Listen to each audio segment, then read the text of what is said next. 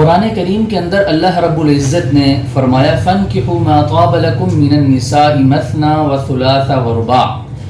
اللہ کریم نے فرمایا کہ عورتوں میں سے جو تمہیں پسند ہو، 2 3 عورتیں، 4 عورتیں، یعنی 4 تک اجازت دی ہے ایک مرد کو کہ وہ شادی کر سکتا ہے۔ ہمارے معاشرے کے اندر ایک بہت بڑی غلط فہمی پائی جاتی ہے اور ہمارے معاشرے کے اندر اس حوالے سے بہت زیادہ مسائل بھی سامنے آ رہے ہیں، اور اس کی وجہ سے نفسیاتی طور پر جو خاص طور پر میرے نوجوان بھائی ہیں، نوجوان نسل ہے، ان کے اندر یہ بہت زیادہ پرابلم ہو رہا ہے، جوان مردوں کے اندر،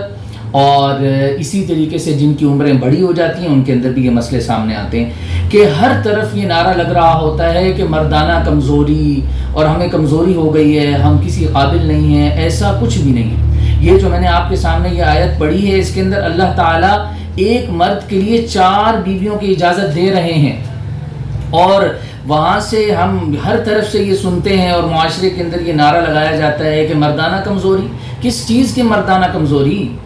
مردانہ کمزوری کچھ بھی نہیں ہے، یہ صرف اور صرف ہماری ذہنی خلفشار اور ذہنی اور نفسیاتی جو ہے کچھ ایسے طبقے نے جو عطائیت ہے اور جو یہ علم طب سے واقفیت نہیں رکھتا اور علم نہیں رکھتا، ان لوگوں کی طرف سے یہ نعرے لگ گئے ہیں اور ہر طرف آپ کو یہ اشتہارات ملتے ہیں، جس کی وجہ سے نفسیاتی طور پر ہر نوجوان پریشان ہے کہ مجھے کمزوری ہو گئی، میں شادی کے قابل نہیں ہوں اور میں ازدواجی زندگی کے اندر منسلک نہیں ہو سکتا۔ اللہ اکبر! آپ ذرا قرآن کریم کی اس آیت پر غور تو کریں کہ ایک مرد ایک ہے اور اللہ تعالیٰ 4 عورتوں، اور اگر ہم پہلے دیکھیں تو اس کے علاوہ اللہ رب العزت نے باندیوں کی اجازت دی تھی۔ آج کل تو باندیوں کا دور ختم ہو گیا، لیکن باندیوں تک کی اجازت دی تھی۔ آپ اندازہ لگائیں کہ ایک مرد کو اللہ نے کتنی طاقت دی ہے اور اس کے اندر کتنی توانائی ہوتی ہے، اور لیکن ہمارے معاشرے کے اندر اس کے برعکس جو ہے یہ چیز پیدا کی جاتی ہے، جس کی وجہ سے ہمارے نوجوان طبقہ جو ہے وہ پریشان ہے۔ آئے دن وہ جو ہے نا لمبے چوڑے معجونوں کے چکر میں، پشتجات کے چکر میں اور بڑے سے بڑے نسخوں کے چکر میں رہتا ہے، کسی اچھے طبیب کے چکر میں رہتا ہے۔ تو خدا را اپنے اس معاشرے کو اس وبا سے نکالیں، اس مرض سے نکالیں، اس غلط فہمی سے نکالیں۔ ہم بالکل ٹھیک ہیں، ہماری نوجوان نسل بھی ٹھیک ہے، ہمارے جو ہیں مرد حضرات بھی ٹھیک ہیں۔ ہاں البتہ کچھ چیزیں ضروری ہیں، کچھ لوگ ایسے ملیں گے، نوجوان ایسے ملیں گے کہ جو واقعتاً یہ کمزوری کا شکار ہے۔ وہ کیوں؟ اس وجہ سے کہ آپ نے بے رہروی اختیار کر لی ہے، آپ برائی کی طرف چلے گئے۔ جس جگہ اللہ رب العزت نے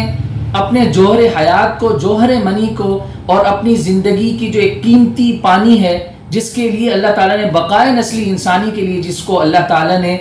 رکھا ہے اور پیدا کیا ہے، اتنی قیمتی چیز ہے، ہم اس کو اپنے ہاتھ کے ذریعے ضائع کر دیتے ہیں، جلب کے عادی ہو چکے ہیں، اور آئے دن ہم جو ہے ہاتھ کا استعمال کر کے جیسے ہی بچہ جوان ہوتا ہے وہ ہاتھ کے استعمال پہ لگ جاتا ہے، بے رہروی کا شکار ہو جاتا ہے اور زنا کی طرف چلا جاتا ہے، وہ لواطت کی طرف چلا جاتا ہے، اغلام بازی کی طرف چلا جاتا ہے۔ یہ ساری کی ساری ایسی چیزیں ہیں کہ اگر ہم اس بیماری سے، اس کمزوری سے نکلنا چاہتے ہیں، اپنے آپ کو نکالنا چاہتے ہیں، اپنے معاشرے کو نکالنا چاہتے ہیں، اور اپنے نوجوان نسل کو اس وبا سے اور اس بیماری سے نکالنا چاہتے ہیں، تو اس کے لیے ضروری ہے کہ ہم تمام برائیوں کو چھوڑیں، غلط فہمیوں سے بچیں، اور زیادہ لمبی چوڑے نسخہ جات، کشتہ جات، معجونات کو چھوڑ کر کسی اچھے طبیب کو اپنا معائنہ کروائیں، اچھے طبیب کے پاس جائیں اور اپنا معائنہ کروا کر ان سے علاج کروائیں۔ خدا را یہ جو کیمیکل والے معجون بازاروں میں آ چکے ہیں اور شربتیں ایسی آ چکی ہیں، اور اس طرح وقتی امساک کے لیے، وقتی طور پر طاقت بڑھانے کے لیے ایسی معجونیں، کیپسول، گولیاں آ چکی ہیں، یہ انتہائی نقصان دہ ہیں۔ یہ ہمیں اٹیک کی طرف لے کے جا رہی ہیں، یہ ہمیں کینسر کی طرف لے کے جا رہی ہیں، یہ ہمارے گردوں کو فیل کر رہے ہیں، یہ ہمارے معدے کا بیڑا غرق کر رہے ہیں، ہمارے دل دماغ کا، جگر گردوں کا، مثانے کا بیڑا غرق کر رہے ہیں۔ اور رہی صحیح طاقت جو اللہ نے ایک مرد کو دی ہے اور طبعی طور پر ہمارے جسم میں پیدا ہو رہی ہے، یہ ادویات اس طاقت کو بھی ختم کر دیتی ہیں۔ اس لیے اگر ہم میں سے کوئی ان امراض میں مبتلا ہے، برائیوں میں، تو اس کو فوری طور پر چھوڑ دینا چاہیے. اور اس کے علاوہ اگر کوئی ان بیماریوں میں مبتلا نہیں ہے، پاکی ہے، پاک صاف رہتا ہے اور اچھے ماحول میں رہتا ہے، تو اس کو کوئی کمزوری نہیں ہے. وہ ذہنی طور پر اپنے آپ کو صحت مند سمجھے، ذہنی طور پر، جسمانی طور پر اور